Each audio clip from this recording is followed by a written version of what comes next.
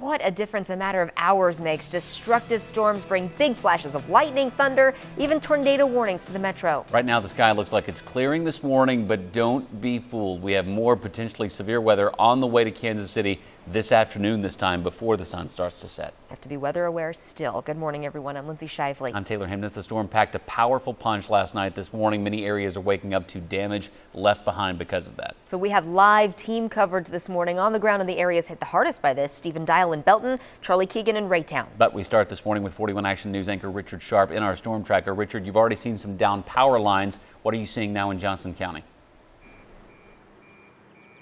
Well, they're still trying to get those power lines up, and I've counted since last time 5 different power poles carrying what looked like 4 or 5 major power lines came down with the wind last night. A lot of smaller trees I've noticed here have come down as well. A couple of bigger ones have been uprooted. A speed limit sign has been snapped right at the base. So they've been working at this since last night. That's the damage, and it just is not only here. We've seen the power lines, work on the power lines continue all the way down 133rd to about Metcalf, where we saw another power crew as well. So Mission and 133rd closed right now. You can see them doing the work. They're trying to get the poles ready to put back in the grounds. The old ones have been removed, and they've got 5 of them. So that's why this is taking so long, and there's so many power crews out here.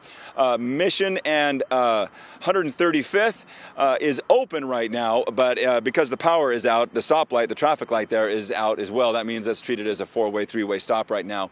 Also, right off of this intersection right here is an elementary school. That elementary school is closed. Blue Valley Schools has said it's going to be closed all day because of this power outage.